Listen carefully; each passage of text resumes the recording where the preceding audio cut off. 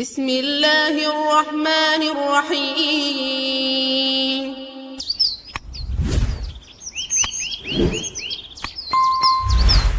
கண்ணியத்துக்குரிய அல்லாஹ்வின் நல்லடியார்களே, சங்கையான சகோதரர்களே, தாய்மார்களே, சகோதரிகளே, அல்லாஹு ஜல்ல ஜலாலுஹு அம்மனவாலுஹு மௌத்துக்கும் ஹயாத்துக்கும் இடைப்பட்ட ஒரு வாழ்க்கையை தந்து எங்களை இந்த உலகத்தில் அனுப்பியிருக்கிறான். சகோதரர்களே, நீங்கள் எல்லாம் பாக்கியசாலிகள். உங்களை பார்க்கும் பொழுது உண்மையில் சந்தோஷமாக இருக்கிறது. ஏனென்று சொன்னால், அல்லாஹ் தந்த செல்வத்தை, அல்லாஹ் தந்த வளத்தை, அல்லாஹ் தந்த பணத்தை அவனுடைய பாதையில் செலவழிக்கும் பாக்கியம் எல்லாருக்கும் கிடைப்பது கிடையாது. அது எல்லாருக்கும் அல்லாஹ் கொடுக்கிறல்ல. அல்லாஹ் யாரை நாடுகிறானோ, யாரை தேர்ந்தெடுக்கிறானோ அவர்களுக்குத்தான் அல்லாஹ் அந்த பாக்கியத்தை கொடுக்கிறான். எவ்வளோ துனியாவினுடைய மோகங்கள், எவ்வளோ துனியாவினுடைய விளையாட்டுகள், எவ்வளோ துனியாவினுடைய களியாட்டங்கள் இருக்கக்கூடிய இந்த நிலைமையில் நானும் உம்ராவுக்கு போக வேண்டும், அல்லாஹுடைய மாளிகையை பார்க்க வேண்டும், அந்த ஹஜரை முத்தமிட வேண்டும், ஜம்சமை நேரடியாக குடிக்க வேண்டும், முஹம்மது ஸல்லல்லாஹு அலைஹி வஸல்லமுடைய அந்த உலகத்தின் சுவர்க்கமாம் மதீனாவுக்கு போக வேண்டும், அங்கே நாயகத்துக்கு சலாம் சொல்ல வேண்டும். சிலர் நினைத்து கொண்டு வந்திருப்பீர்கள், அங்கே மௌத்தாகினாலும் பரவாயில்லை. அவ்வளோ ஆசை, அவ்வளோ தேட்டத்தை அல்லாஹ் உங்களுக்கு தந்திருக்கிறான். இது எல்லாருக்கும் இந்த பாக்கியம் கிடைப்பது கிடையாது. முதலாவது நீங்கள் பாக்கியசாலிகள். நீங்கள் யார் என்பதை நீங்கள் விளங்க வேண்டும். முதலாவது நீங்க யார்? அல் ஹுஜ்ஜாஜ் வல் உம்மார் வஃப்துல்லாஹ். முஹம்மது ஸல்லல்லாஹு அலைஹி வஸல்லம் சொன்னார்கள், ஹஜ் செய்யக்கூடிய ஹாஜிகள், உம்ரா செய்யக்கூடிய முஅ்தமிரூன்கள், இவர்கள் எல்லாம் யார் தெரியுமா? இவர்கள் அல்லாஹ்வுடைய ஆட்கள். இவர்கள் ஃபஇன் தஅவுஹு அஜாபஹும், அவர்களிடம் அல்லாஹ்விடம் கையேந்தினால், நீங்கள் அல்லாஹ்விடம் கையேந்தினால் அல்லாஹ் உங்களுடைய துஆவை கபூல் செய்கிறான். நீங்கள் அல்லாஹ்விடம் பாவ மன்னிப்பு தேடினால் அல்லாஹ் உங்களுடைய பாவங்களை மன்னிக்கிறான். நாம் யார் என்பதை முதலாவது நாம் விளங்க வேண்டும். சகோதரர்களே, முதலாவது அல் ஹஜ்ஜு வல் உம்ரத்து. யாருக்காக இந்த உம்ரா நான் செய்கிறேன்? யாருக்காக? உம்ரா நான் செய்வது யாருக்காகவும் அல்ல. உம்ரா நான் செய்வது சுத்தி பார்ப்பதற்காக அல்ல. உம்ரா நான் போகிறேன் சாப்பிடுவதற்காக அல்ல. உம்ரா நான் போகிறேன் தொழுகைக்கு போகாமல் அங்கே ஹோட்டல்களில் ரெஸ்ட் எடுப்பதற்காக அல்ல. உம்ராவுக்கு நான் போகிறேன் என்னுடைய ரப்பின் பொருத்தத்தை அடைவதற்காக. அல் உம்ரத்து இலல் உம்ரா கஃபாரத்துன். முஹம்மது ஸல்லல்லாஹு அலைஹி வஸல்லம் சொன்னார்கள், ஒரு உம்ராவுக்கும் அடுத்த உம்ராவுக்கும் இடைப்பட்ட காலம், அதில் செய்த பாவங்களை அல்லாஹ் மன்னிக்கிறான். சிறப்புகளை விளங்க வேண்டும் சகோதரர்களே. நாம் யார் என்பதை விளங்க வேண்டும், சிறப்புகளை விளங்க வேண்டும், நாம் எங்கே போகிறோம் என்பதை விளங்க வேண்டும். நாம் போகக்கூடிய இடம் எப்படியான இடம் சகோதரர்களே? நாம் போகக்கூடிய இடம் எப்படியான இடம்?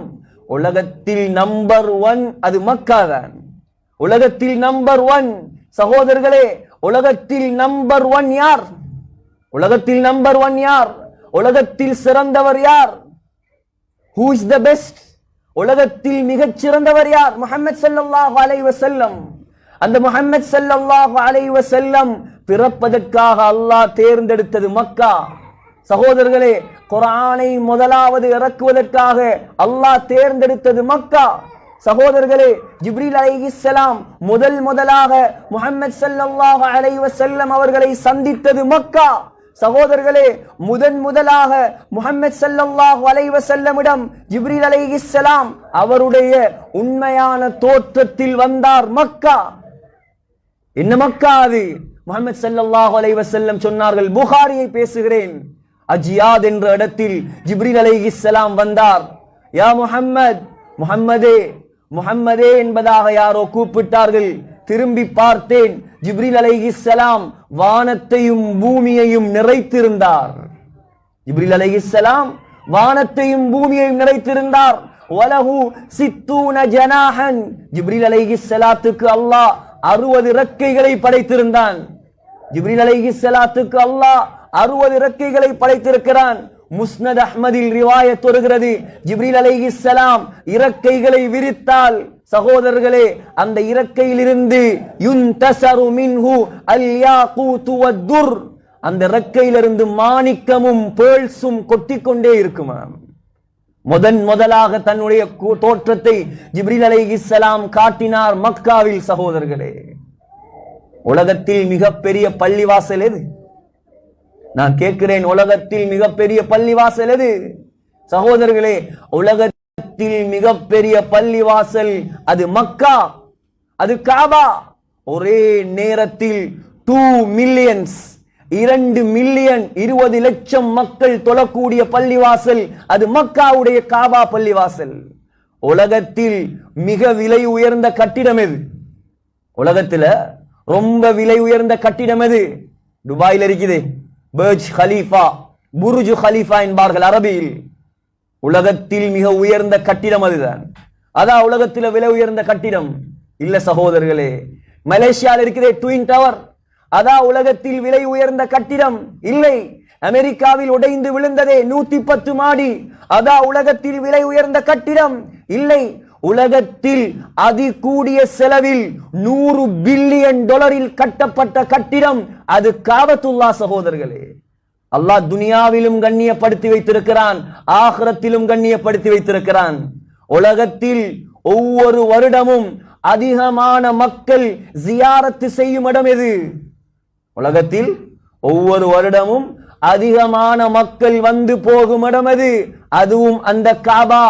ஒரு வருடத்துக்கு குறைந்தது 4 மில்லியன் 40 லட்சம் மக்கள் அந்த காபாவுக்கு வந்து போகிறார்கள். நினைத்துக் கொள்ளுங்கள், நான் இப்படியான இடத்துக்கு போக போகிறேன். போனவர்கள் இருப்பீர்கள், முதலாவதாக போகிறவர்கள் இருப்பீர்கள். உள்ளத்தில் இந்த சிந்தனையை பதிய வைத்துக் கொள்ளுங்கள். சகோதரர்களே, உலகத்தில் விலை உயர்ந்த ஆடை, எக்ஸ்பென்சிவ் ஆடை உடுத்தது யாரு? இப்பொழுது உலகத்தில விலை உயர்ந்த ஆடை உடுத்துக் கொண்டிருப்பது யார்? மனிதன் அல்ல, மன்னரும் அல்ல, ராஜாவும் அல்ல. சகோதரர்களே, உலகத்தில் விலை உயர்ந்த ஆடைகளை உடுத்துக் கொண்டிருப்பது அல்லாஹுடைய காபா. அல்லாஹுடைய காபா. சகோதரர்களே, அந்த உடுப்புடைய, அந்த திரையுடைய, அந்த காபாவினுடைய கேட்டினுடைய சைஸ் என்ன தெரியுமா? 1300 கிலோ. 1300 கிலோ ஆடையை உடுத்திருக்கிறது காபா. அதில் 280 கிலோ தங்கம். சகோதரர்களே, 280 கிலோ தங்கம். இதையெல்லாம் போய் பார்த்து சிந்தியுங்கள். சகோதரர்களே, கருப்பு நிறத்தில் தான் நாம் காபாவை கண்டிருக்கிறோம். முதலாக காபாவுக்கு திரை போட்டது யார்? உலமாக்களிடம் இதற்கு 3 கருத்துகள் இருக்கிறது, வரலாற்று ஆசிரியர்கள். முதலாவது கருத்து, இப்ராஹிம் அலைஹிஸ்ஸலாத்துடைய மகன் இஸ்மாயில் அலைஹிஸ்ஸலாம் தான் காபாவுக்கு முதலாக புடவை போட்டார். இரண்டாவது கருத்து, ஹஜரத் ரசூலுல்லாஹி ஸல்லல்லாஹு அலைஹி வஸல்லம் உடைய பாட்டனார் அதுனான் என்பவர், தந்தை வழி பாட்டனார் அதுனான் தான் காபத்துல்லாவுக்கு முதலாக புடவை போட்டார். மூன்றாவது கருத்து, யமன் நாட்டை சேர்ந்த தபா அல் ஹிம்யரி என்ற அரசன் முஹம்மது ஸல்லல்லாஹு அலைஹி வஸல்லம் அவர்களுக்கு பல 100 வருடங்களுக்கு முன்னால் வந்தவன். அவர்தான் காபாவுக்கு முதலில் திரை போட்டார். யாரு போட்டாலும் பரவாயில்லை, ஆனால் காபா ஆரம்பத்தில் கருப்பு நிறத்தில் திரை போடப்படவில்லை. சகோதரர்களே, காபாவுக்கு முஹம்மது ஸல்லல்லாஹு அலைஹி வஸல்லம் போட்ட திரை என்ன கலர் தெரியுமா? சிவப்பும் வெள்ளையும். வரலாறை பிரட்டி பாருங்கள். இதெல்லாம் சிவப்பும் வெள்ளை, ஒயிட் அண்ட் ரெட் கலர் திரை. யமன் நாட்டை சேர்ந்த திரையைத்தான் முஹம்மது ஸல்லல்லாஹு அலைஹி வஸல்லம் முதலாக திரையாக போட்டார்கள். அதேபோல் பின்னால் வந்த ஹலீஃபாக்கள் வெள்ளை நிறத்தில் போட்டார்கள், பச்சை நிறத்தில் போட்டார்கள், மஞ்சள் நிறத்தில் திரை போட்டார்கள். அப்பாசிய கிலாஃபத் வந்தது. அப்பாசிய கிலாஃபத் இஸ்லாமிய சாம்ராஜ்யத்தை முப்பெரும் பரம்பரை ஆட்சி செய்தது. முதலாவது பரம்பரை உமையாக்கள். உமையாக்கள் என்றால் உஸ்மான் ரலியல்லாஹு அன்ஹுடைய பரம்பரையைச் சேர்ந்தவர்கள். இரண்டாவது அப்பாசியர்கள். அப்பாசியர்கள் என்றால் அப்பாஸ் ரலியல்லாஹு அன்ஹுடைய பரம்பரையில் வந்தவர்கள். மூன்றாவது உஸ்மானியர்கள். இவர்களில் அதிகமானவர்கள் அஜமியர்கள். அப்பாசிய ஆட்சி காலத்தில் ஜாஃபர் அல் முத்தவக்கில் என்ற மன்னர் இருந்தார். மிகவும் பேணுதலான பக்குவமான உயர்ந்த அரசன் அவர். அவரிடம் வந்து மக்கள் முறையிட்டார்கள், காபாவை அதிகமாக மக்கள் தொடுவதால் அதனுடைய திரைச்சீலை கலர் மாறிக்கொண்டே இருக்கிறது, என்ன செய்ய வேண்டும்? அதனுடைய நிறத்தை மாற்ற வேண்டும். அன்றுதான் முடிவெடுத்தார்கள், காபாவுக்கு கருப்பு நிறத்தில் நாம் திரையை அனுப்புவோம். அன்றுதான் முதலாக காபாவுக்கு கருப்பு நிறத்தில் திரை போடப்பட்டது. அன்றிலிருந்து இன்று வரைக்கும் அதே நிறம் தொடர்ந்து கொண்டிருக்கிறது. சகோதரர்களே, காபாவில் இருக்கிறது தங்க பீலி, மீசாப். மீசாபை யார் வைத்தது? இப்பே இருக்கக்கூடிய மீசாப். முதலாக மீசாப் வைத்தது குறைஷியர்கள். முதலாக தங்க பீலியை வைத்தது குறைஷியர்கள். ஆனால் அப்பொழுது தங்கமாக இருக்கவில்லை. முஹம்மது ஸல்லல்லாஹு அலைஹி வஸல்லம் அவர்களுக்கு 35 வயதாக இருக்கும் பொழுது அந்த பீலியை வைத்தார்கள். அதற்கு பின்னால் அப்துல்லா பின் சுபைர் வைத்தார். அதற்கு பின்னால் ஹஜ்ஜாஜ் வைத்தார். சகோதரர்களே, இப்பொழுது இருக்கக்கூடிய தங்க பீலி மன்னர் ஃபஹதால் வைக்கப்பட்டது. சகோதரர்களே, காபத்துல்லாவில் இருக்கிறதே கதவு, அந்த கதவு 280 கிலோ தங்கத்தால் ஆன கதவு. அது முதலாக கதவு போட்டது யார்? அதிலும் பல கருத்துகள். இப்பொழுது இருக்கக்கூடிய இந்த தங்க கதவு மன்னர் சல்மான், இப்பொழுது அரசனாக இருக்கக்கூடிய சல்மானுடைய தந்தை அப்துல் அசீஸ் என்பவர் தான் முதலாக தங்க கதவை வைத்தார். இப்பொழுது இருக்கும் தங்க கதவு, அங்கே போய் பாருங்கள், அந்த கதவில் எழுதப்பட்டிருக்கும் சுனிஅ ஹாதல் பாப் ஃபி அஹ்தில் மலிக் அப்துல் அசீஸ். இந்த கதவு செய்யப்பட்டது அப்துல் அசீஸுடைய ஆட்சியில் என்பதாக. சகோதரர்களே, காபத்துல்லாவில் அல்லாஹ் 3 கற்களை வைத்திருக்கிறான். 3 கல். நன்றாக விளங்கிக் கொள்ளுங்கள். அங்கே போய் ஸ்மார்ட் போன் இல்லாமல் போக மாட்டீர்கள். போய் இந்த பயானை கொஞ்சம் கேளுங்கள். ஒவ்வொரு இடங்களையும் பார்க்கும் பொழுது இதை கேட்டுவிட்டு அந்த பெருமதியோடு பாருங்கள். காபாவுக்குள் சகோதரர்களே, அல்லாஹ் 3 கற்களை இறக்கி வைத்திருக்கிறான். நாம் நினைத்துக் கொண்டிருக்கிறோம் ஹஜருல் அஸ்வத் மாத்திரம்தான் சொர்க்கத்து கல் என்பதாக. இல்லை சகோதரர்களே, ஹஜருல் அஸ்வத் சொர்க்கத்து கல். அது இறக்கப்படும் பொழுது பாலை விட வெள்ளையாக இருந்ததாம். எப்படி? பாலை விட வெள்ளையாக இருந்த அந்த கல் இறக்கப்பட்டதற்கு பின்னால் பாவிகளின் கை பட பட பட அந்த கல் கருப்பாக மாறிவிட்டது. சகோதரர்களே, இன்னும் 2 கல் இருக்கிறது. முதலாவது கல் அர் ருக்னுல் யமானி, 2வது கல் அல் மகாம், அதாவது மகாம் இப்ராஹிம். சகோதரர்களே, முஹம்மது ஸல்லல்லாஹு அலைஹி வஸல்லம் சொன்னார்கள், திருமிதியில் ஹதீஸ் வருகிறது, அர் ருக்னு வல் மகாம். மகாம் என்று சொன்னால் இப்ராஹிம் அலைஹிஸ்ஸலாம் ஏறி நின்ற கல். அந்த கல் இருக்கிறதே, அந்த கல்லும் காபாவினுடைய ருக்னுல் யமானி ஹஜருல் அஸ்வதுக்கு அடுத்த பக்கத்தில் இருக்கும்.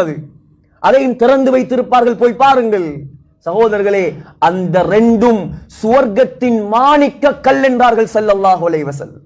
யாகூத்தானி மின் யாகூத்தில் ஜன்னா. சகோதரர்களே, அந்த 2 கல்லும் இறங்கும் பொழுது எப்படி தெரியுமா இருந்துச்சாம்? எப்படி தெரியுமா இருந்துச்சாம்? இறங்கும் பொழுது அதனுடைய வெளிச்சத்தால் வெஸ்டும் ஈஸ்டும் நிறைந்திருந்ததாம். கிழக்கும் மேற்கும் அந்த கல்லுடைய வெளிச்சத்தால் நிறைந்திருந்ததாம்.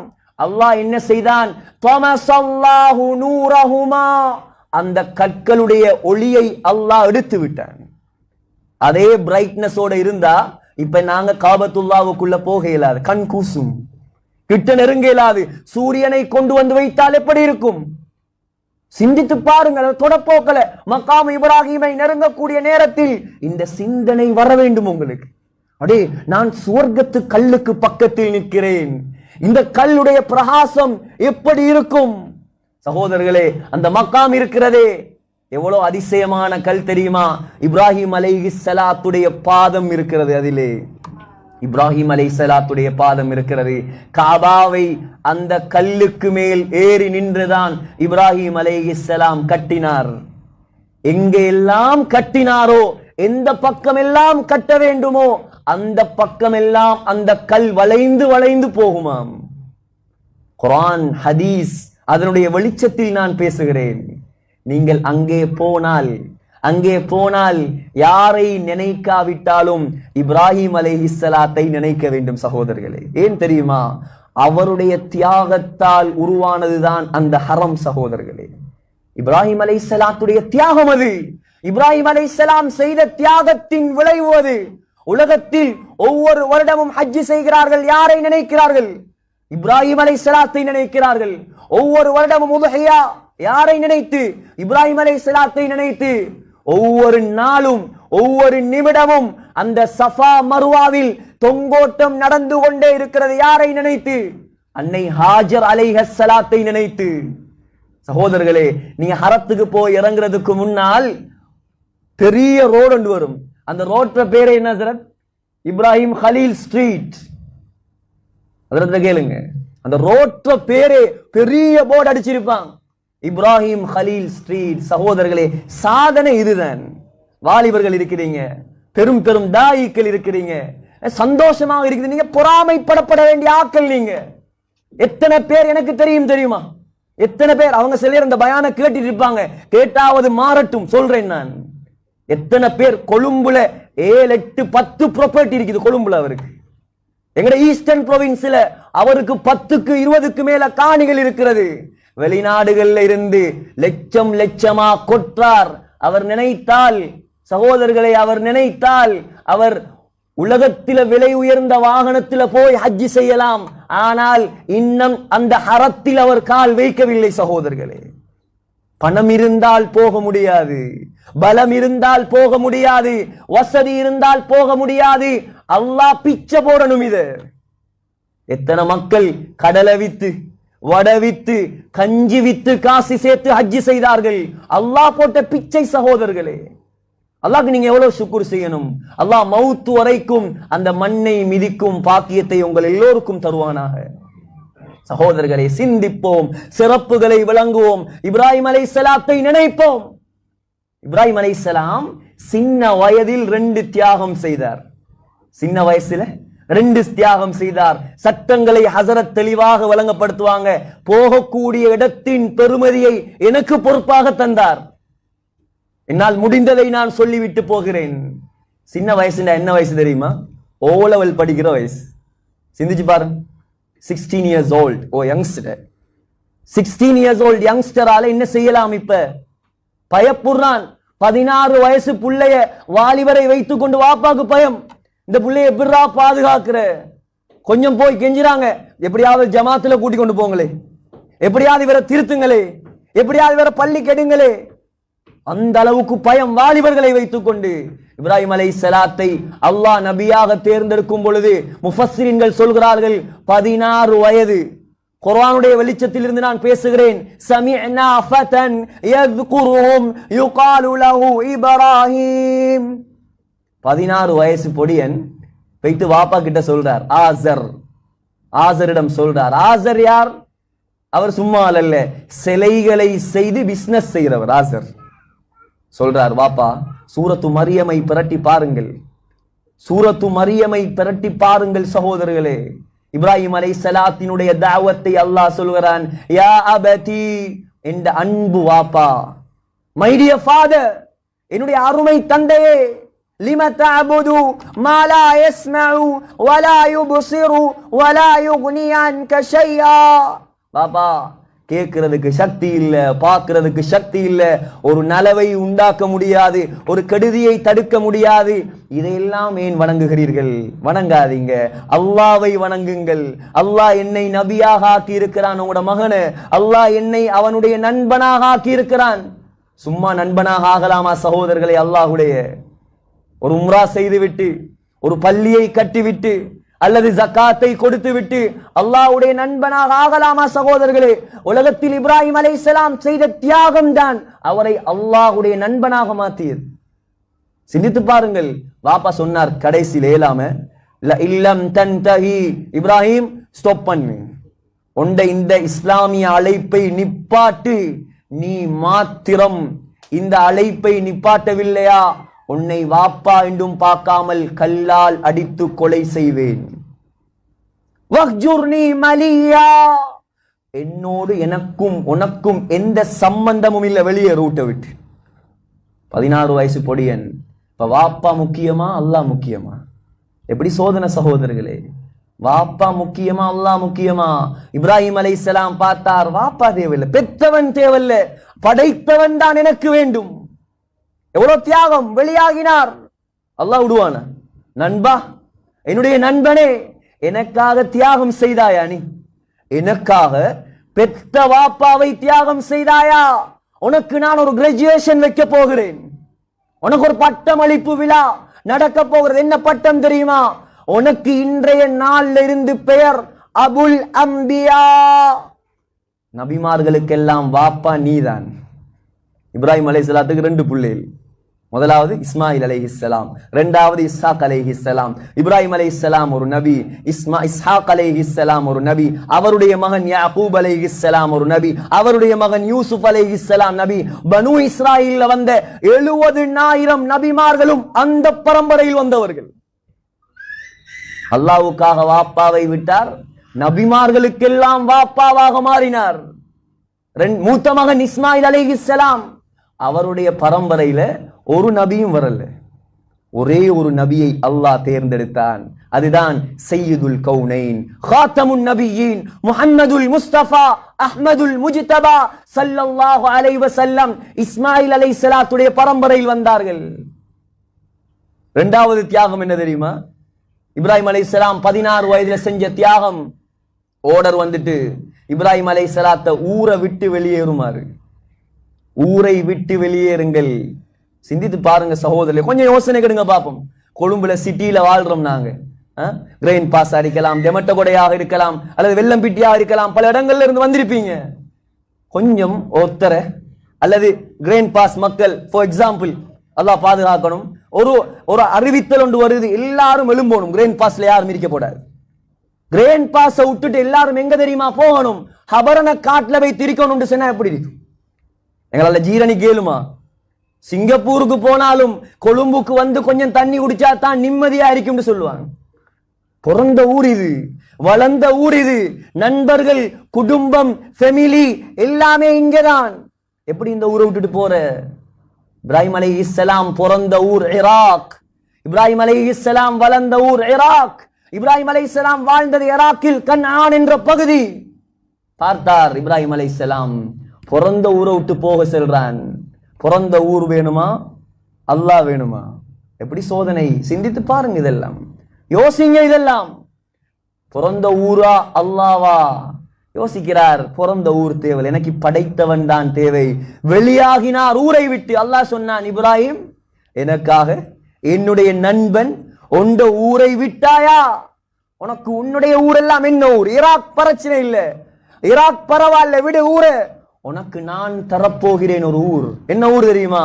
அதுதான் உலகத்தில் சிறந்த ஊர், மக்கா. உலகத்தில் சிறந்த ஊர் மக்காவுக்கு வா நண்பனே, மக்காவுக்கு வா. மக்காவுக்கு வாரது மட்டுமல்ல உண்ட வேலை, மக்காவுல நான் உனக்கு ஒரு கன்ஸ்ட்ரக்ஷன் ப்ராஜெக்ட் தரப்போறேன். சிந்திச்சு பாருங்க சகோதரர்களே, என்னுடைய ஆலயம் சும்மா ஆலயமாது, சும்மா பள்ளியாது.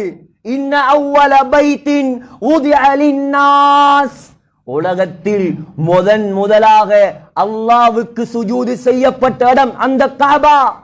அதை கட்டணும் நீங்க தான் இப்ராஹிம். யார் கட்டணும்? நீங்க தான் கட்டணும். அது உங்களோட ரெண்டாவது ஆப்பர்ச்சுனிட்டி. இன்னொரு விஷயம் என்ன தெரியுமா? மூணாவது உங்களுக்கு நான் தரப்போறேன். எந்த இடத்துல நின்று இப்ராஹிம் நீங்கள் காபாவை கட்டினீர்களோ அந்த இடத்தை நான் எப்படி தெரியுமா ஆக்க போகிறேன்? வத்தஹிது மின் மகாமி இப்ராஹீம முஸல்லா. எந்த இடத்திலிருந்து என்னுடைய நண்பன் இப்ராஹிம் காபாவை கட்டினாரோ அந்த இடத்தை நான் கியாமத் நாள் வரைக்கும் தொழுகைக்குரிய இடமாக அறிவித்து விட்டேன். சகோதரர்களே, நீங்க போவீங்க, உம்ரா செய்வீங்க, செய்த உடனே தவாஃபை முடித்த உடனே முதலாவது மீகாத்துல இஹ்ராம் கட்டிட்டு அப்படியே காபத்துல்லாவுக்குள்ள குனிந்து கொண்டு போங்க சகோதரர்களே. காபாவை பார்த்த உடனே துனியாவை கேட்டு விட வேண்டாம், சொர்க்கத்தை கேளுங்கள். மவுத் வரைக்கும் இங்கே வர வேண்டும் என்று கேளுங்கள். என்ன ஹாஜத்துகளோ கேளுங்கள், பரவாயில்லை. போவீங்க, இடது பக்கமாக திரும்புவீங்க, ஹஜருல் அஸ்வதிலிருந்து தவாஃபை ஆரம்பிப்பீர்கள். சகோதரர்களே, 7 சுத்து சுத்தின உடனே பார்த்தா மகாம் இப்ராஹிம், நான் சொன்னேனே சுவர்க்கத்தின் மாணிக்கம் இருக்கும், தங்க கூட்டால் அதை மூடி வைத்திருப்பார்கள். அதற்கு பின்னால் தான் நீங்க தவாஃபுடைய சுன்னத்தை தொழணும். அதுக்கு பின்னுக்கு தான் தவாஃபுடைய சுன்னத்து. இந்த நிமிடமாக இருக்கலாம், இந்த செகண்டாக இருக்கலாம், 24 மணித்தியாலமும் இப்ராஹிம் அலைஹிஸ்ஸலாத்து வஸ்ஸலாம் நின்ற இடத்தில் தொழுகை நடந்து கொண்டுதான் இருக்கு. அல்லாஹ்வுக்காக செய்த தியாகம் சகோதரர்களே, எப்படி அல்லாஹ் கண்ணியப்படுத்துறான் பாத்தீங்களா? நீங்க போற இடம் அந்த காபா. சகோதரர்களே, அல்லாஹ் 7வது வானத்தில் ஒரு பள்ளி கட்டி இருக்கிறான் தெரியுமா? அல்லாஹ் 7வது வானத்தில் ஒரு பள்ளி கட்டி இருக்கிறான். குர்ஆன் வத்தூர், அல்லாஹ் சொல்கிறான் தூர் சீனாய் மலையின் மீது சத்தியமாக, வகிதாபிம் மஸ்தூர் குர்ஆனின் மீது சத்தியமாக, ஃபீ ரக்கிம் மன்ஷூர் பரத்தப்பட்ட ஏடுகளில் இருக்கக்கூடிய வரக்கிம் மன்ஷூர் குர்ஆனின் மீது சத்தியமாக, வல் பைத்தில் மஅமூர் பைத்துல் மஅமூரின் மீது சத்தியமாக. 7வது வானத்தில் இருக்கக்கூடிய பள்ளியுடைய பெயர் பைத்துல் மஅமூர். அந்த பள்ளியை அல்லாஹ் காபாவுக்கு நேராக 7வது வானத்தில் கட்டி இருக்கிறான். காபாவுக்கு போய் நின்று கொஞ்சம் அண்ணாந்து பார்த்து யோசியுங்கள். சுப்ஹானல்லாஹ், இந்த இடத்துக்கு மேலதான் 7வது வானத்தில அல்லாஹ் ஒரு பள்ளி கட்டி வைத்திருக்கிறான். எவ்வளவு பெரிய பள்ளி தெரியுமா? எவ்வளவு பெரிய பள்ளி நினைக்கிறீங்க? முஹம்மது ஸல்லல்லாஹு அலைஹி வஸல்லம் சொன்னார்கள், எவ்ரிடே ஒவ்வொரு நாளும் அந்த பள்ளி வாசலுக்குள் 70,000 மலக்குமார்கள் உள்ளுக்கு போறாங்க, என்ட்ரி ஆகுறாங்க. ஆனா போன யாரும் திரும்பி வந்த சரித்திரம் கிடையாது. கியாமத்து நாள் வரைக்கும் பெய்த்து கொண்டே இருப்பாங்க. எவ்வளவு பெரிய பள்ளியாக இருக்கும் சகோதரர்களே. அல்லாஹ் தேர்ந்தெடுத்த இடம் எது? கஅபாவுக்கு மேல அதை கட்டினான். உலகத்தில் பாக்கியம், அதுதான் பாக்கியம். நீங்க அங்க போறீங்க, பெரிய பாக்கியம் சகோதரர்களே. அப்ப அங்க வாழ்றவங்க எவ்வளவு பெரிய பாக்கியம். அங்க வரக்கூடிய மீன்களுக்கு, உங்களை போல நல்லடியார்களுக்கு அங்க போனதோடு அல்லாஹ் உங்களோட பாவங்களை எல்லாம் கழுவுவான். நீங்கள் பரிசுத்தமாக மாறுவீர்கள். சகோதரர்களே, உங்களுக்கு தொழுகை நடத்துறாங்களே, அவங்க எவ்வளவு பெரிய பாக்கியசாலி. சுப்ஹானல்லாஹ். இமாம் சுதைஸை பார்த்து நான் அடிக்கடி பொறாமைப்படுவேன் சகோதரர். ஏன் தெரியுமா? 1982ஆம் ஆண்டு 82ல அவர் இமாமாக அங்க நியமிக்கப்பட்டார். இப்ப எத்தனாம் ஆண்டு? 2024, 2024ஆம் ஆண்டு. 42 வருஷமாக மக்காவுடைய இமாம். 42 வருஷமாக அந்த மக்காவில் வரக்கூடியவர்களுக்கு தொழுகை நடத்துகிறார். 42 வருஷமாக அந்த மக்காவில் ஹரத்தில் தராவீஹ் நடத்துகிறார். முஹம்மது ஸல்லல்லாஹு அலைஹி வஸல்லம் மிம்பரில் நின்று குத்பா ஓதி அந்த இடங்களை அலங்கரிக்கிறார். எவ்வளவு பெரிய பாக்கியம் சகோதரர்களே. இன்னொரு இமாம் இருக்கிறார், அப்துல்லா ஜுஹனி. ஹஜ்ரத் கேளுங்க, தெரிஞ்சிருக்கும். அப்துல்லா ஜுஹனி, கொஞ்சம் அவங்கள பத்தி தெரிஞ்சு கொள்ளுங்க. இல்ல அந்த இடத்துல எதை பற்றியும் தெரியாமல் போகக்கூடாது. நாங்க ஏன் தெரியுமா? துனியால உள்ள நடிகர்கள், நடிகைகள், ஆக்டர்ஸ், ஆக்ட்ரஸ், இவங்களை பத்தி எல்லாம் எவ்வளவு தெரியும் எங்களுக்கு. குர்ஆனை சுமந்த மக்களை பற்றி எங்களுக்கு என்ன தெரியும் சகோதரர்களே? ஆசைப்படணும் இவங்களை பார்த்து. அப்துல்லா ஜுஹனி சஹாபாக்கள் பரம்பரையில வந்தவர், பனு ஜுஹைனா கோத்திரம். யாருக்கும் கொடுக்காத பாக்கியத்தை அல்லாஹ் அவருக்கு கொடுத்திருக்கிறான். அவர் முதலாவது இமாமாக இருந்தது எங்க தெரியுமா? மஸ்ஜிதுல் கிபிலத்தைன் முஹம்மது ஸல்லல்லாஹு அலைஹி வஸல்லம் தொழுவித்த பள்ளிவாசல். இரண்டாவது இமாமாகினார் மஸ்ஜிதுல் குபா முஹம்மது ஸல்லல்லாஹு அலைஹி வஸல்லம் தொழுவித்த பள்ளிவாசல். மூணாவது இமாமாக மாறினார் மஸ்ஜிதுன் நபவி, ஸல்லல்லாஹு அலைஹி வஸல்லம் தொழுவித்த அதே பள்ளியில் இமாமாகினார். நாலாவது இப்ப இன்றைக்கு வரைக்கும் இமாமாக இருக்கிறார் காபத்துல்லாஹ்ல. எவ்வளவு பெரிய பாக்கியம் சகோதரர்களே. ஸல்லல்லாஹு அலைஹி வஸல்லம் தொழுவித்த எல்லா இடங்களிலும் அவர் இமாம். இதுதான் பாக்கியம். இதை பார்த்து பொறாமப்படணும். இதவர்களை போல நம்முடைய பிள்ளைகளை உருவாக்கணும் ஆசைப்படணும் சகோதரர்களே. காபாவில் அல்லாஹ் வைத்திருக்கிறான் ஜிப்ரீல் அலைஹிஸ்ஸலாம் தொழுத இடம். ஒன்றும் தெரியாமல் போய் வந்து விடாதீர்கள், கை சேதம் சகோதரர்களே. தெரியுமா? காபாவில் ஹஜருல் அஸ்வதுக்கு பக்கத்துல ஷாதிர்வான் என்ற ஒரு இடம் இருக்குது. காபாவினுடைய ஓர படிக்கட்டு. காபாவுடைய திரைக்கு கீழே பாருங்க, வெள்ளை கலர்ல ஒரு படிக்கட்டு இருக்கும், இவ்வளவு ஒசரத்துல படிக்கட்டு இருக்கும். அந்த படிக்கட்டை சுத்தி பாருங்க, தனி ஒயிட்டா இருக்கும், தனி ஒயிட் தான். ஒரே ஒரு இடத்துல மட்டும் 8 ஸ்டோன்ஸ், உலகத்துல விலை உயர்ந்த கிரைனைட் கல், அது சும்மா கல் இல்ல, அது போய் பாருங்க, பிரவுன் கலர்ல, இந்த கலர்ல 8 கல் இருக்கும், 8 கல். அந்த 8 கல்லையும் பதித்தது அபூ ஜாஃபர் அல் மன்சூர் என்ற கலீஃபா. அது என்ன இடம் தெரியுமா? அந்த இடத்தில் வைத்துத்தான் முஹம்மது ஸல்லல்லாஹு அலைஹி வஸல்லமுக்கு ஜிப்ரீல் அலைஹிஸ்ஸலாம் தொழுகையை பழக்கினார்கள். அந்த இடத்தை போய் நின்று யோசிக்கணும். அல்லாஹு அக்பர், ஜிப்ரீல் அலைஹிஸ்ஸலாம் நின்ற இடம் அது. என்னுடைய உயிர் நபி தொழுது பழகின இடம் இது. சிந்தனை கெடுக்கணும் சகோதரர்களை. போன உடனே அப்படிங்கிறல்ல, சிலருடைய நிலைமையை பார்த்தா கவலையா இருக்குது. ஊர்லயே எங்கட அம்மாமார் கிபிலாவுக்கு கால் நீட்ட விடுவாங்களா? அங்க சிலர் வந்து கொண்டு காபத்துல்லாவுக்கு கால் நீட்டி கொண்டிருக்கிறாங்க. அங்க வந்த உடனே கண்கள் கலங்கணும். சில மக்களை பார்த்தா புதுசாக இஸ்லாத்துக்கு வந்த வெள்ளக்காராக்கள், இங்கிலீஷ்காராக்கள், அவங்களால தாங்க இயலுதில்லை சகோதரர்களே. நாம கூட அப்படி அழுததில்லை, அவ்வளவு அழுகை. சிலாக்கள் வந்த உடனே எங்கடாக்கள் எடுக்கிற செல்ஃபி அடிக்கிற. இதுக்காக நாங்க போறோம் சகோதரர்களே. அந்த கண்டத்தோட அந்த பள்ளியில, அந்த மக்காவுல நீங்க கால் வைக்கக்கூடிய நேரத்துல உங்களோட சிந்தனை வரணும், சுபஹானல்லாஹ், உலகத்தில் சிறந்த இடத்தில் நான் கால் வைக்க போகிறேன். நான் கால் வைக்கிற மண் எப்படியான மண் தெரியுமா? எப்படியான மண் தெரியுமா? அந்த மண்ணை இன்னொரு இடத்துக்கு கொண்டு போவது ஹராம். ஃபிக்ஹுடைய கிதாபை பிரட்டி பாருங்கள். நான் கால் வைக்கிறேன் இடம் எப்படியான இடம் தெரியுமா? அந்த மண்ணில் இருக்கக்கூடிய புல்லு, அந்த கிராஸ பிக்கிறதும் ஹராம். அந்த மண்ணில ஒரு மிருகத்துக்கு, ஒரு ஜந்துக்கு உங்களால் அநியாயம் செய்ய இயலாது சகோதரர்கள். நெலும்புக்கு கூட அடிக்க இயலாது. எப்படியான இடமாக இருக்கும் அது? புனித ஹரம். ஹரம் என்றால் என்ன? ஹரம் என்றால் தடுக்கப்பட்ட சங்கையானது. ஹராத்துக்கு அங்க இடமே இல்லை சகோதரர்களே. காபாவை பற்றி மாத்திரம் பல மணித்தியாலங்கள் பேசலாம். அவ்வளோ இருக்குது காபால, அவ்வளோ இருக்குது காபால. அடுத்ததாக நீங்க போவீங்க மதீனா. சுப்ஹானல்லாஹ், அந்த மதீனாவை நினைக்க போக்கலையே கல்புகள் கரைந்து போகணும் சகோதரர்களே.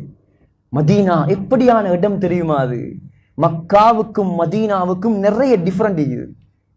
மக்காவினுடைய ஹரத்துக்குள் தான் நீங்கள் அமைதியை காண்பீர்கள். மதீனாவுடைய என்ட்ரன்ஸை நீங்கள் அடைந்தால் சுப்ஹானல்லாஹ் அப்படியே ஒரு அமைதி உருவாகும். ஏன் ஏன் உதாரணத்துக்கு நானும் ஹஸரத்தும் நல்ல கூட்டாளி. அவருடைய தன்மை ஏதாவது என்னிடம் வரத்தான் செய்யும். அது எப்படி மறுத்தாலும் மேலாது. நல்லா நெருங்கி பழகி பாருங்க, அவன்கிட்ட இருக்கக்கூடிய சிஃபத் உங்கள்கிட்ட வரும். அதுக்கு தான் சொல்றேன், நல்லவனோட கூட்டாளி ஆயிரி, பாவியோட கூட்டாளி ஆயிராது. அவன் உன்னையும் தொலாமாக்கிடுவான். படம் பார்க்காத உன்னையும் தியேட்டருக்கு கொண்டு வைத்துருவான். எப்படியும் நண்பனுடைய சிஃபத் வரும். இது ஹதீஸ். மதீனாவுடைய சிஃபத் என்ன தெரியுமா? அமைதி, சாந்தம், நற்குணம், நல்ல பழக்கம். ஏன்? உலகத்துக்கே ரஹ்மத்தாக இறக்கப்பட்ட முஹம்மது ஸல்லல்லாஹு அலைஹி வஸல்லம் அங்கதானே அடங்கப்பட்டிருக்கிறாங்க. அப்ப மதீனா அமைதி இல்லாம இருக்குமா? யோசிச்சு பாருங்க. அந்த ரவுதா. சகோதரர்களே, மக்கா உலகத்தின் நம்பர் 1 பூமி. மதீனா என்ன தெரியுமா? உலகத்தின் சுவர்க்கமே மதீனா. என்ன புதிய கதை சொல்றான்னு யோசிக்காதீங்க. புகாரியுடைய ஹதீஸை பேசுகிறேன் நான், அங்கிட்டு இங்கிட்டு இல்ல. முஹம்மது ஸல்லல்லாஹு அலைஹி வஸல்லம் சொன்னார்கள், மா பைன பைதி வ மிம்பரி ரௌதத்தும் மின் ரியாதில் ஜன்னா. என்னுடைய வீடு மஸ்ஜிது நபவியில தான் ஸல்லல்லாஹு அலைஹி வஸல்லமுடைய ஆயிஷா நாயகியுடைய வீடு இருந்தது.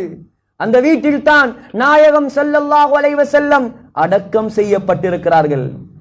சகோதரர்களே, அந்த வீட்டுக்கும் ஸல்லல்லாஹு அலைஹி வஸல்லமுடைய மிம்பருக்கும் இடைப்பட்ட பகுதி இருக்குதே, ஸல்லல்லாஹு அலைஹி வஸல்லம் சொன்னார்கள், அதுதான் சுவர்க்கத்தின் பூஞ்சோலை.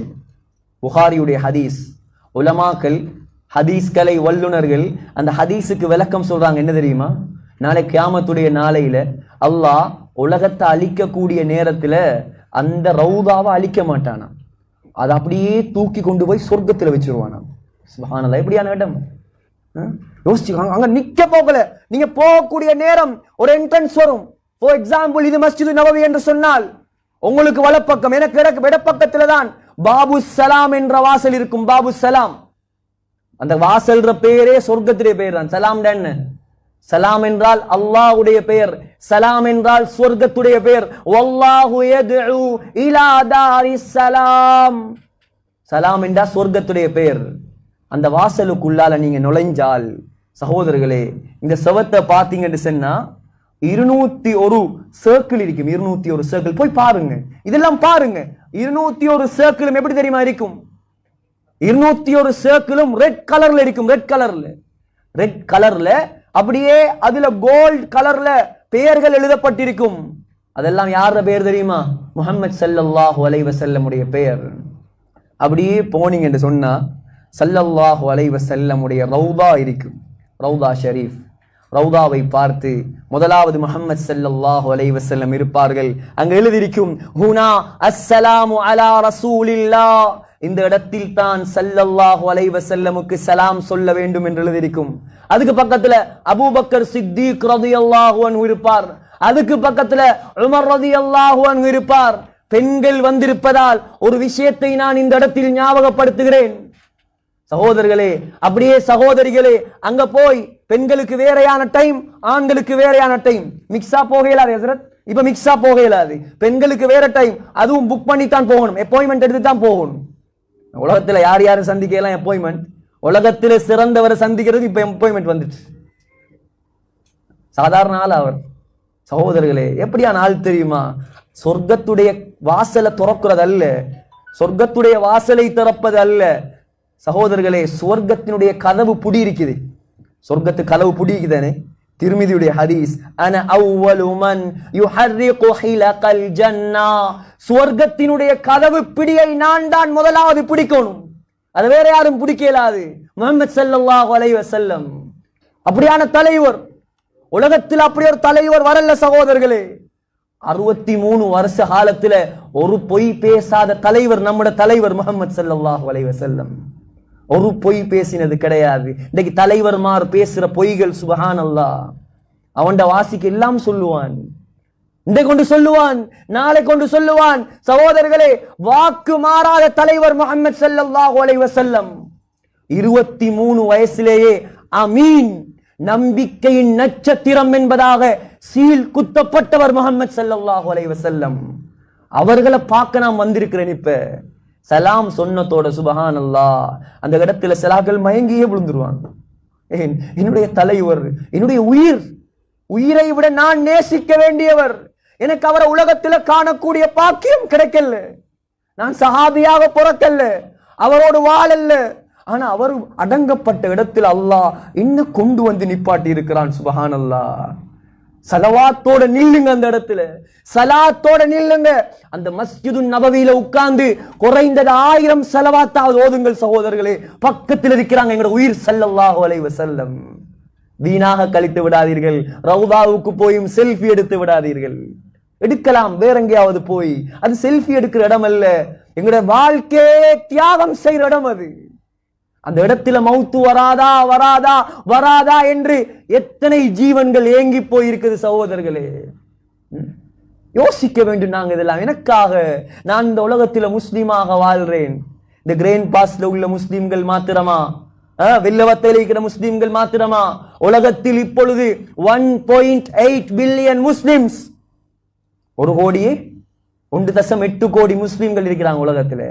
1400 வருடங்களாக யாரெல்லாம் முஸ்லிம்களாக வாழ்ந்தார்களோ, 1400 வருடங்களாக யாரெல்லாம் முஸ்லிம்களாக மௌத்தாகினார்களோ, 1400 அல்ல, கியாமத் நாள் வரைக்கும் யாரெல்லாம் முஸ்லிம்களாக இருப்பார்களோ எல்லாருடைய நன்மையும் முஹம்மது ஸல்லல்லாஹு அலைஹி வஸல்லமுக்கு.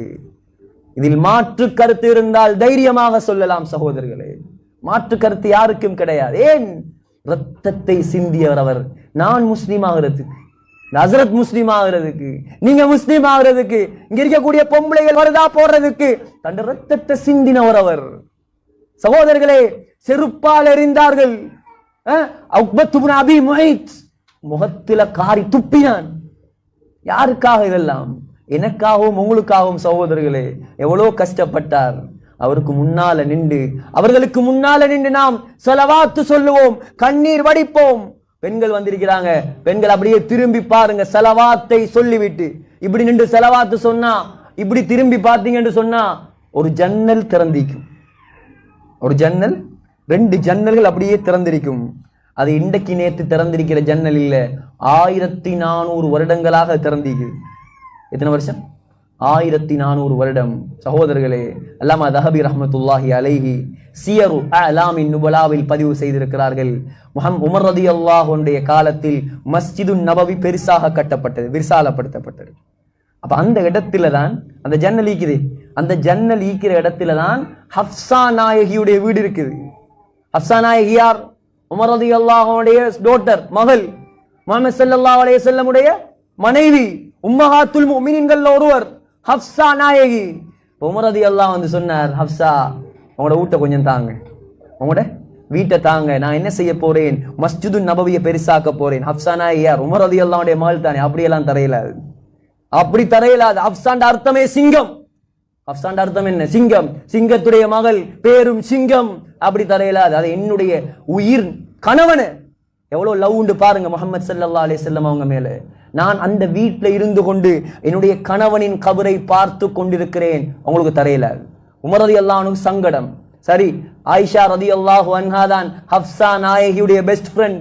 அனுப்பினாங்க, ஆயிஷா கொஞ்சம் ஹப்சா கிட்ட பேசி ஊட்ட வாங்கிட்டாங்களே, கொடுக்கல. யாரு பேசியும் சரி வரல, தரையிலாது. அது சும்மா இடம் அல்ல, அது தாரத்துக்கு சும்மா இடமா? சகோதரர்களை, கடைசியாக சின்ன தம்பி உபைதுல்லா ரலியல்லாஹு அன்ஹு அவருடைய வீடு தான் அந்த ஜன்னல், இப்ப இருக்கிற வீடு. அந்த ஜன்னல் திறந்திக்கிறே அவருடைய வீடு. அது ஹப்சா நாயகிட்ட வந்து சொன்னார், தாத்தா ஏண்ட வீடு உங்களோட வீட்டுக்கு முன்னுக்கு தானே இருக்குது, ஏண்ட வீடு உங்களோட வீட்டுக்கு முன்னுக்கு தானே இருக்குது, நான் ஏண்ட வீட்டை உங்களுக்கு தாரேன், நான் ஹரத்துக்கு வெளியே போறேன், நீங்க ப்ளீஸ் பண்ணி அந்த வீட்டை கொடுத்துருங்களே. ஹப்சா நாயகி அழுது அழுது சொன்னாங்க, சரி, ஆனால் எனக்கு ஒரு வாக்கு தரணும். என்ன வாக்கு தெரியுமா? எந்த காரணத்தை கொண்டும் இந்த ஜன்னலை மூடக்கூடாது. ஏன்? உபைதுல்லாவுடைய வீட்ல இருந்து ஜன்னலை திறந்தா ஸல்லல்லாஹு அலைஹி வஸல்லம் உடைய ரவுதா விளங்கும், ரவுதா விளங்கும். எந்த காரணம் கொண்டும் அதை மூடக்கூடாது. நான் மௌத்தாகும் வரைக்கும் ஜன்னலை திறந்து என்னுடைய கணவனை பார்த்து கொண்டே இருக்க வேண்டும் கபரை. ரலியல்லாஹு அன்ஹு அன்றைக்கு வாக்கு கொடுத்தாங்க, ஹப்சா ஜன்னலை மூட மாட்டேன். சுப்ஹானல்லாஹ், எப்படி தலைவர்கள் இவங்க எல்லாம். யோசிச்சு பாருங்க, பணத்துக்கு அடிமையானவங்களா இவங்க எல்லாம், பதவிக்கு அடிமையா? உலகத்துல இன்றைக்கு 57 முஸ்லிம் நாடு, 57 முஸ்லிம் நாட்டுக்கும் 57 பிரசிடென்ட். சகோதரர்களை, உமர் ரலியல்லாஹு அன்ஹு யார் தெரியுமா? 57 முஸ்லிம் நாட்டுக்கும் ஒரே பிரசிடென்ட். மன்னர் அல்ல, மன்னாதி மன்னன், சக்கரவர்த்தி. ஆனால் படுத்தது நிலத்தில, தலவாணி கூட இல்ல. சகோதரர்களே, துனியாவை சம்பாதிக்கல உலகத்துல, தன்னுடைய பலத்தை வைத்து அல்லாஹ்வுடைய மார்க்கத்தை வளர்த்தார் உமர் ரலியல்லாஹு அன்ஹு. அன்றைக்கு மகள்கிட்ட வாக்கு கொடுத்தார், ஹப்சா ஜன்னலை மூட மாட்டேன். அந்த தந்தை கொடுத்த வாக்கு, எத்தனை மன்னர்கள் வந்தார்கள், இன்னும் அதே ஜன்னல் மூடப்படாமல் 1400 வருடங்களாக திறந்து வைக்கப்பட்டிருக்கிறது. அந்த இடத்துக்கு போய் இந்த சிந்தனையோட, இந்த சம்பவத்தோட பாருங்க. சகோதரர்களே, 1000 பேசலாம், 1000 பேசலாம். மதீனா, சுப்ஹானல்லாஹ், மதீனா என்றாலே வாய் மணக்கும் என்று சொல்லுவாங்க. எப்படி அல்லாஹ் மக்காவுல சுவர்க்கத்தின் 3 கல்களை இறக்கினானோ, மதீனாலதான் அல்லாஹ் சுவர்க்கத்து பழத்தை இறக்கி வைத்திருக்கிறான். புகாரியை சொல்கிறேன், அல் அஜ்வா மினல் ஜன்னா. அஜ்வா ஆலியா இருக்கிறது மதீனால. சகோதரர்களே, அந்த அஜ்வாவை அல்லாஹ் சுவர்க்கத்திலிருந்து இறக்கி இருக்கிறான். முஹம்மது ஸல்லல்லாஹு அலைஹி வஸல்லம் சொன்னார்கள், அந்த அஜ்வாவை சாப்பிட்டால் விஷப்பாம்பு எது கடித்தாலும் எந்த விஷமும் பாதிக்காது. இப்படி ஈச்சம்பழம் அது. பிஸ்மில்லாஹி துர்பத்து அர்தினா வரீகத்தி பாதினா. சகோதரர்களே, மதீனாவினுடைய மண் இருக்குதே, மண், மதீனாட புழுதி, அந்த தூசி கூட நோய்க்கு நிவாரணியாக அல்லாஹ் வச்சிருக்கிறான். சகோதரர்களே, மதீனாவுடைய மலை இருக்கிறே, உஹது மலை, போய் பாருங்கள். உஹது மலை கிட்டத்தட்ட 7 கிலோமீட்டர். உஹது மலை அது சும்மா மலை அல்ல. முஹம்மது ஸல்லல்லாஹு அலைஹி வஸல்லம் சொன்னார்கள், ஹாதா ஜபலுன் யுஹிப்புனா.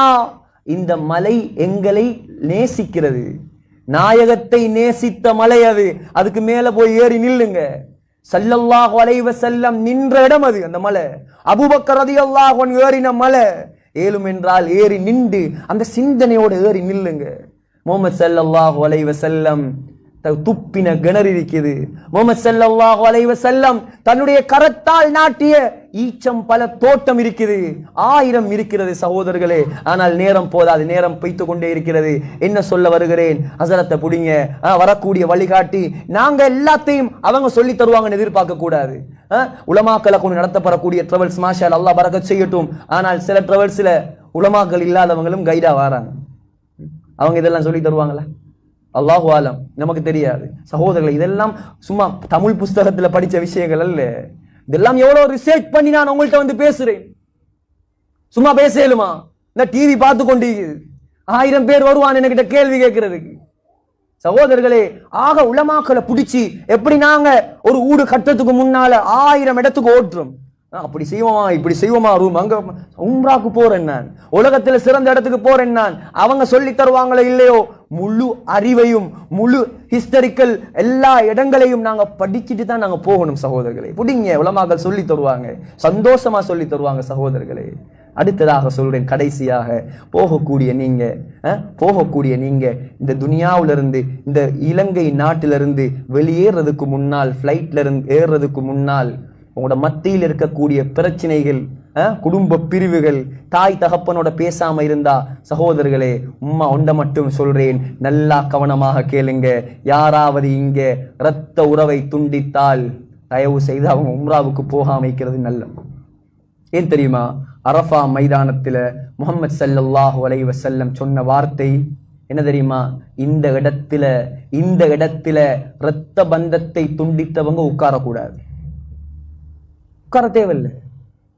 ஒவ்வொரு வியாழக்கிழமையும் ஸல்லல்லாஹு அலைஹி வஸல்லம் சொன்னாங்க, ஒவ்வொரு வியாழக்கிழமையும் அல்லாஹ் முஸ்னத் அஹ்மதுல 20,000 ஹதீஸ் நினைக்கிறேன், முஸ்னத் அஹ்மதுல வரக்கூடிய சஹீஹான ஹதீஸ், ஒவ்வொரு வியாழக்கிழமை வெள்ளிக்கிழமை ராவும் அல்லாஹு தஆலா அடியார்களுடைய அமல்களை உயர்த்துகிறான்.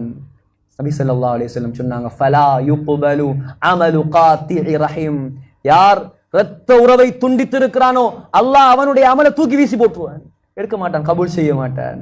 சொன்னாங்க, லா யதுகுலுல் ஜன்னா, புகாரி, காத்திஉ ரஹீம், இரத்த பந்தத்தை துண்டித்தவன் சொர்க்கம் போக மாட்டான். அபூ தாவூத்ல சொன்னாங்க ஸல்லல்லாஹு அலைஹி வஸல்லம். சகோதரர்களே, இரத்த பந்தம் இருக்கிறே, அல்லாஹ் அதுக்கு ஒரு உருவத்தை கொடுப்பான் கியாமத்துடைய நாளையில. அது வந்து சொல்லும், இவனை சொர்க்கம் அனுப்பாதையா அல்லாஹ், இவனை வெட்டினி, ஏன் இவன் உலகத்துல என்ன வெட்டி வாழ்ந்தான், இவனை சொர்க்கம் அனுப்பு, ஏன் இவன் உலகத்துல என்ன சேர்ந்து வாழ்ந்தான். சகோதரர்களே, கைய கால புடிச்சு மன்னிப்பு கேட்டாவது எப்படியாவது உறவாகிருவோம், பிரச்சனைகள் இல்லாமல் ஆக்கிடுவோம். கொடுக்கல் வாங்கல், ஹராம்கள், வட்டிகள் சம்மதப்பட்டிருந்தா தௌபா செய்து விட்டு சொல்லுங்கள் சகோதரர்களே. கடைசியாக சொல்றேன், பெத்த தாய் தகப்பன் இருக்கிறாங்களே, வெரி இம்பார்ட்டன்ட். உம்மா வாப்பாட துவா இல்லாமல் தயவு செய்து உம்ராவுக்கு பெய்திரவானாம். உம்மா வாப்பாவை நோகடிச்சவர்கள் உம்ராவுக்கு பெய்திரவானாம். அந்த ஹரத்துல கண்ணால கண்ட கதையை நான் சொல்கிறேன். ஒரு வாலிபர் தன் தாயை வீல் சேர்ல தள்ளி கொண்டு வந்தார். அந்த தாய்க்கு எலும்பி நடக்க இயலாது. உங்களுக்கு தெரியும், மத்தாஃபை சுத்தி ஜம்சம் தண்ணீர் வைத்திருப்பார்கள். மத்தாஃபை சுத்தி ஜம்சம் தண்ணீர் இருக்கும். அந்த தாயை கொண்டாந்து அந்த ஜம்சம் ஃபில்டருக்கு பக்கத்துல நிப்பாட்டி ஜம்சம் தண்ணி எடுத்து தாயிட ஒரு கால ஒசத்தி அதுக்கு மேல ஜம்சம ஊத்தி வடியக்கூடிய ஜம்சத்தை தண்ட மத்த கையால் எடுத்து குடித்தான். அந்த வாலிபன் குடித்து என்ன தெரியுமா சொன்னான்? என்ற சொர்க்க வாசலை கழுவி நான் தண்ணீர் குடிக்கிறேன். அந்த தாயுடைய கண்கள் இருந்து கண்ணீர் வடிந்து கொண்டே இருந்தது. இது போதும் அவன் சொர்க்கவாதியாக மாறுவதற்கு. எவ்வளவு கண்ணியப்படுத்துறான் உம்மா, பாத்தீங்களா சகோதரர்களே? உம்மா மேல இருந்தா நீங்க கீழே இருங்க, உம்மா மேல இருந்தா நீங்க கீழே இருங்க. உம்மாட காலை புடிங்க, தலைய தடாவுங்க, உம்மாக்கு முத்தம் கொடுங்க. நீங்க போற உம்ரா, நீங்க போற ஹஜ் ஏற்றுக்கொள்ளப்படுமா படாதா அல்லாஹ்க்கு தான் தெரியும். அது யார் போனாலும் சரி. பைஹக்கியில வருகிறது ஹதீஸ், ஸல்லல்லாஹு அலைஹி வஸல்லம் சொன்னாங்க, உம்மாவை பார்த்து ஒருக்கா நீ சிரிச்சா அல்லாஹ் உனக்கு ஏற்றுக்கொள்ளப்பட்ட ஹஜ்ஜுடைய நன்மையை தருவான். ஏற்றுக்கொள்ளப்பட்ட ஹஜ்ஜி. சஹாபாக்கள் கேட்டாங்க, யா ரசூலல்லாஹ், அப்படின்னா நாங்க 100 தரம் சிரிப்போமே. ஸல்லல்லாஹு அலைஹி வஸல்லம் சொன்னாங்க, 100 ஹஜ்ஜி கிடைக்குமப்பா உனக்கு. வீட்டுல இருந்து ஒவ்வொரு நாளும் எத்தனை ஹஜ்ஜி செய்யலாம் சகோதரர்களே. தாய்க்கு நிகர் யாரும் இல்லை சகோதரர்களே, தாய்க்கு நிகர் யாரும் இல்லை. அது பெரிய பாடம். வேற பாடம், மனைவியுடைய இடத்துல இன்னொரு மனைவி வரலாம். மனைவி இல்லாட்டி தாய் மௌத்தானால் தாயுடைய இடத்துக்கு ரீப்ளேஸ் இல்ல சகோதரர்களே. தாயை கண்ணியப்படுத்துங்க, மன்னிப்பு கேளுங்க, கட்டி பிடிச்சு கொஞ்சம் அம்மா நீங்க மன்னிக்கலண்டா அல்லாஹ் என்ன மன்னிக்க மாட்டானாம். அல்லாஹ்வுக்காக இந்த பாவங்களை நான் செய்த குத்தங்களை மன்னிச்சிருங்க என்று சொல்லி அழுங்க கையை பிடிச்சி. பெண்களும் தான் ஆண்களும் தான் பாப்பாவோட கண்ணியமாக நடந்து, பாப்பா என்ன மன்னிச்சிருங்க, நான் செய்த குத்தங்களை எல்லாம் மன்னிச்சிருங்க, போயிட்டு அழுது காலை பிடிச்சி மன்னிப்பு கேட்டு ஒரு பரிசுத்தமான மனிதனாக சகோதரர்களே இந்த உம்ராவுக்கு போங்க. நீங்க போயிட்டு அந்த உம்ராவை பரிபூர்ணமாக உலமாக்கல்ற வழிகாட்டல்ல செய்யுங்க. செய்து முடிச்சு துவா கேட்டுட்டு வாங்க. யா அல்லாஹ் ஒவ்வொரு வருஷமும் இந்த மண்ணை மிதிக்கக்கூடிய பாக்கியத்தை எனக்கு தருவாயாக என்று துவாவோட வாங்க. எல்லாம் வல்ல அல்லாஹ் இங்க இருக்கக்கூடிய அனைவருடைய பிரயாணங்களையும் லேசாக்கி தருவானாக. உம்ராக்களை கபூல் செய்வானாக. யா அல்லாஹ் மௌத் வரைக்கும் யா அல்லாஹ் எங்களை உன்னுடைய பாதையில நீ கபூல் செய்ய அல்லாஹ். அந்த கஅபாவை அந்த ரௌதாவை யா அல்லாஹ் ஒவ்வொரு வருடமும் யா அல்லாஹ் பல தடவைகள் மிதிக்கக்கூடிய, பார்க்கக்கூடிய, அங்கே துஆ கேட்கக்கூடிய, அமல் செய்யக்கூடிய, ரமலான் நோன்பு பிடிக்கக்கூடிய பாக்கியத்தை எங்களுக்கு தந்து கொண்டே இரு யா அல்லாஹ். எங்களை மஹ்ரூம் ஆக்கிறாதே யா அல்லாஹ். யார் யாருக்கெல்லாம் கொடுத்தாய் யா அல்லாஹ் எங்களுக்கும் தாயா அல்லாஹ். எங்களோட பாவங்களை மன்னிச்சிரியா அல்லாஹ். இங்க இருக்கக்கூடிய உம்மார்களுடைய யா அல்லாஹ் பாவங்களை மன்னிப்பாயாக. இவங்களோட பிரயாணங்களை லேசிப்படுத்துவாயாக. இவருடைய உம்ராக்களை நீ கபூல் செய்வாயாக. இவங்களுடைய தேவைகளை நிறைவேற்றுவாயாக. கடன் பிரச்சனைகள் இல்லாமல் ஆக்குவாயாக. நோய் நொடி யார்களுக்கு இருக்கிறதோ எல்லாருடைய நோய் நொடிகளையும் குணப்படுத்துவாயாக. பெண்களையும் கபூல் செய்வாயாக. யா அல்லாஹ் ரஹ்மானே, எந்தவித பிரச்சனையும் இல்லாமல், எந்தவித குழப்படியும் இல்லாமல் மன நிறைவாக உம்ரா செய்துவிட்டு ஒத்துமையாக திரும்பி வந்து இந்த ஊரில் இந்த நாட்டில் உனக்கு விருப்பமான நல்லடியார்களாக வாழ்ந்து கலிமாவோடு மதீனாவுல மௌத்தாக கூடிய பாக்கியத்தை யா அல்லாஹ் எல்லாருக்கும் நீ கொடுப்பாயாக. ஆமீன் ஆமீன் யா ரப்பல் ஆலமீன். வா